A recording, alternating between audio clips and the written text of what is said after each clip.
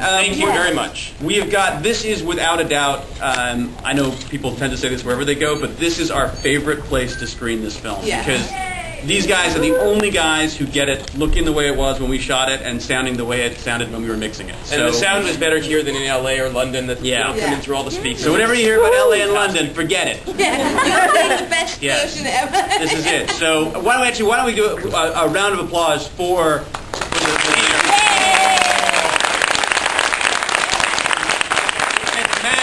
Right there, who's responsible for making it look and sound so good. So there you go. All right, so yes, enjoy it. Get on with the show. Yeah, we'll get on with the show, and we'll come back and do a little Q&A and all that nonsense when we're done. Enjoy.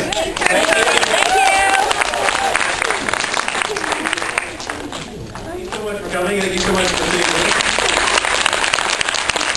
We've had breakfast now, so we might make more sense than we did the first time. You know. So yeah, I guess really, does anyone have any questions? Anything you want to hear about?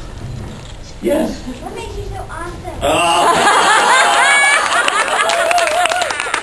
Actually, my favorite question. You guys have a week? Really, come on. Thank you for your question. A good start. What do you want to do when you grow up?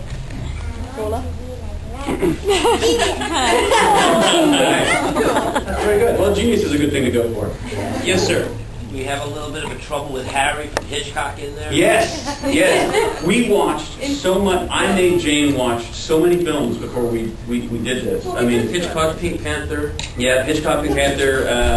Definitely some of A Fish Called Wanda. Another one. Hey! John Cleese. There's just something great about that uptight acting. And I can only hope to be as uptight as John Cleese. I'm working on it. The trouble with Harry was particularly the feet, looking at the Yes. corpse from his perspective. Yes, exactly. Yeah. It's all a rip-off. I mean, tribute. David actually got a compliment from, I think it was our composer for his Blake Edwards moment. Yeah, our And we composer. watched a lot of Pink Panther, so we were like, oh, okay, cool. You mean like when the sound happens off screen and that kind of thing? He's like, no, it's the bit when he trips over the body on the porch and the camera moves with him. Right. And we're like, Well, that yeah, was genius. just because the sound was unsteady and the camera went with him. I think I remember someone saying, like, let's go again. And I was like, yeah, time to go again? Yeah. I'm not falling again. Yeah. No, it's and the composer I should mention, Tim Williams, is actually a local boy. He's from Vancouver. He now lives in Los Angeles, and he just did the orchestration for the 300. Yeah, so he will probably never talk to us again. So actually, he emailed the other day. He was like, what's happening to the movie? I was like, what's happening to the movie? How's 300 doing? Got any phone numbers we should be calling? Yes, sir. How long did it take total to do the whole shoot? The actual shoot itself was it 15 days? 16 days with the Starcross. That's right. There's 15 days. The Starcross stuff, we waited until we were putting in production, and then A year ago right now? Yes. It was about a year ago right now we did Starcross. Yeah. Yeah, no, it was amazing. We got the set on a Saturday, got some of the crew who were working on Stargate, and as you could probably tell, just rejigged a few sets. Because they said you can use it as long as it doesn't look like Stargate. And I'm like, oh no. Writing the script at the beginning of October of 2005 until August of 2000. I'm just nodding. I had no idea. Well, we sold it within a year. Yeah. The MGM had expressed their interest in it by the middle of October last year, and so we were like, cool, it's all wrapped up in a year. But yeah, it was around about, July 30th we did the cast and crew screening. Yeah. Here. So, yeah. Which is why we like it here so much, because it was just so well projected and such here. Yeah. So exactly a year from idea to sale, production-wise. But we're still here. Yeah. Yeah. And now it's probably going to take twice that long to get it out to everyone. Sorry. Francie. Wow, you're good. What's the scene that required most takes? And I've heard that actors don't usually eat when they have to do a eat scene because if it takes too many scenes, it's like eating too much. What about Mars when he was eating the meat? Mars was actually not supposed to eat at It all. was starvation was on starvation diet because he was quite sick, like the day before we started, because he's a prima donna. Stage fright. No, he just happened to eat something dead, and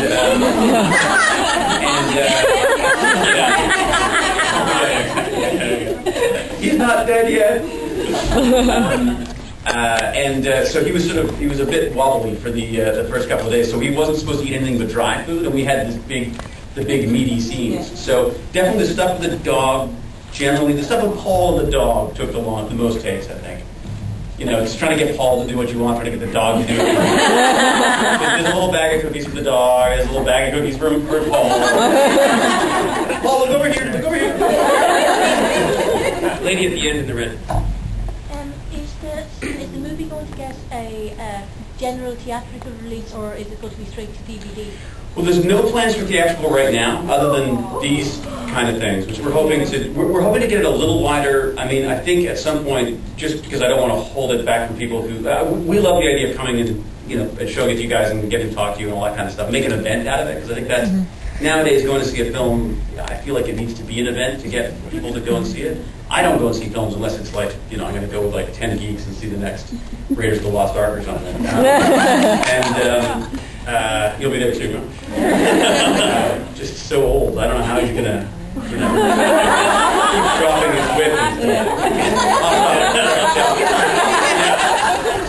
General theatrical. Yeah, probably not general theatrical. We are going to try to do a little bit more, some releases without us being there, unfortunately, but so try to get it out to some local theaters and stuff.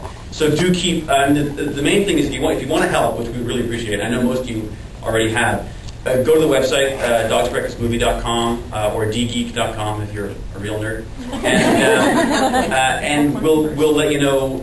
You can request the screening, and we're going to just try to. When we get enough people, we can go to the theaters and say, guys, we got 50 people here who want to see the film, 150, whatever. Let's do a screening, and that'll really help us along. And also MGM, who are releasing the film. And if you could let them know. I mean, let them know you want to see it and how you want to see it, and all that helps as well. So. Yeah. In fact, I mean... Particularly, I think, that... Yeah, Charlie Cohen is really the guy who put us in contact with the MGM distribution. And if anything, I would say, you know, send him a card, say thank you very much, and when can we see it? You know, because really he did, I mean, it's not his job, so obviously I don't want to bug him, but he is the guy who, he has a huge Stargate fan as well. Yeah, he was actually in Duet in the background when I was regaling Zelenko with tales of how he screwed up.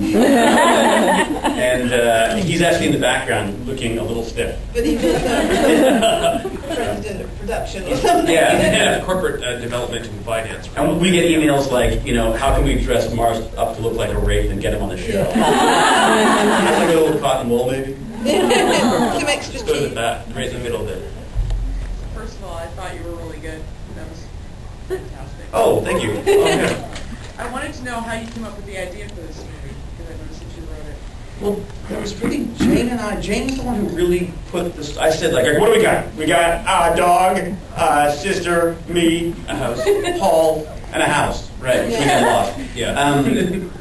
And Jane sort of said, well, what if, you know, this would, because you can't, Kate and I can only really play brother and sister, I think. Martin Garrow said it. There's Hewlettisms that are very difficult to get. We both have that sort of batty, you know, lost, wandering way about us. And so we kind of needed to play brother and sister. So, and we wanted to get Paul in there, obviously, because God knows he'd have nothing else to do.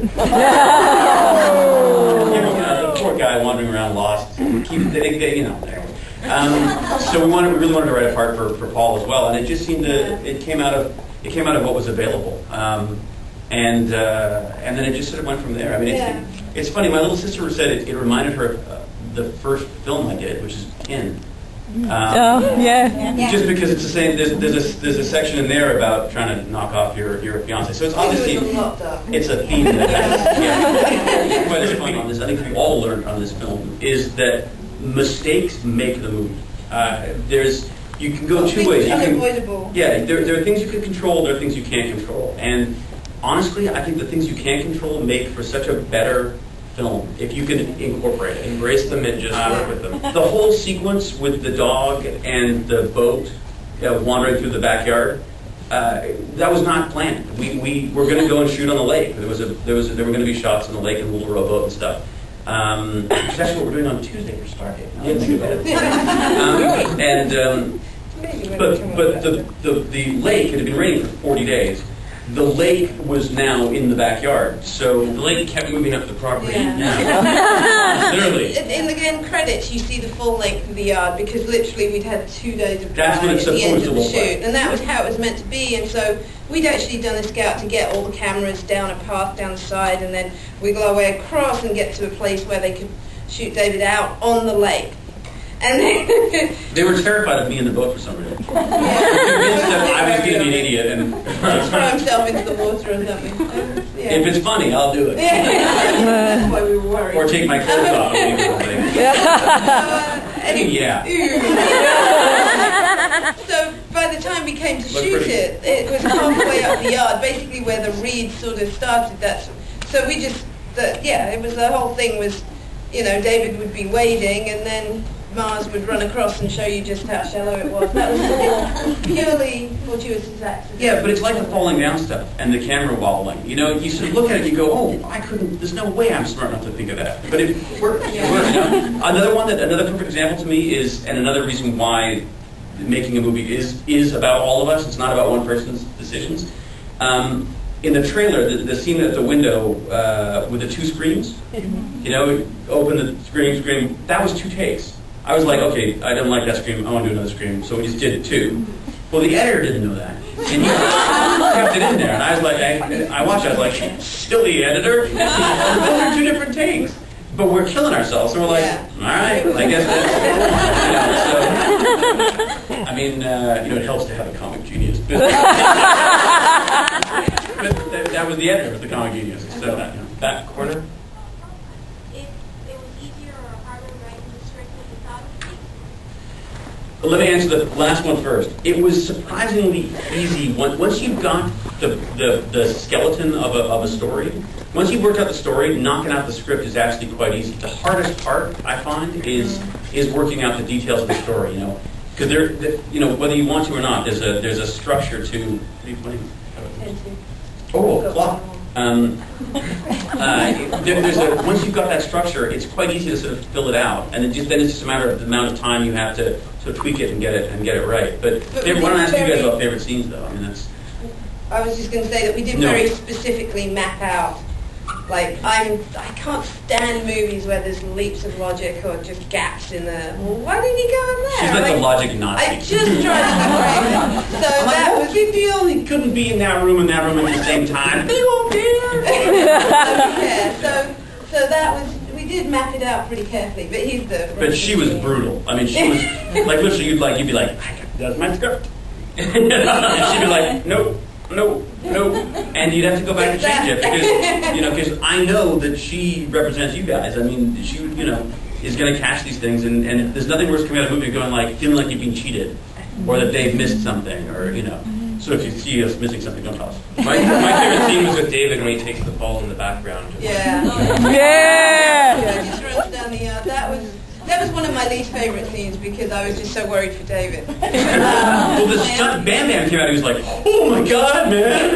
Actually, you see the camera shake at one point because the operators are laughing so hard because it was just so funny. Yeah. Same with I love the movie from start to end. I think I'm so proud of it. So I can't really talk about favourite scenes, but I will say that the scenes that worried me the most were that and the nude scene because it was about -3. Oh my and they were trying to heat the mud And with she wants to have kids. heat lamp. I was just like, there was a moment there when we should have maybe gone for another take. Not as She saw potential children plastic. Every minute I I'm not lay the in the producer cold. right now. I'm calling. One more. Last question. Okay, yes. Hi, I really like the movie. I've read that there's going to be Star-Crossed, the TV series, and that you're going to write for it. Is that true? Well, we actually, we went and we talked to NBC Universal, Lone Sci-Fi, and Sci-Fi. Sci-Fi, and they commissioned us to write a pilot for them, which is basically this may only appeal to the Americans here, but Larry, or the Canadians as well. The Larry Sanders Show, except We had so behind the much scenes. fun shooting the star-crossed stuff. And everyone kept coming up. You got to do Starcross. You got to do From the overblown Starcross. dialogue to the whole behind-the-scenes craziness, and their lives are crazy on Stargate. I mean, there's just Oh, the stories we can tell. yeah. We will. And We that's will. the thing. We just wouldn't have that opportunity. Well, that's the thing. You used to sit on set and We'll go like, see. "Oh, this is Fingers stupid. I can't crossed. believe we're..." And now I'm like, do it again, Joe. Recognize yourself, really. So we've written the script. They really like the script. It's gone to network. The next stage really is what they want to do with it.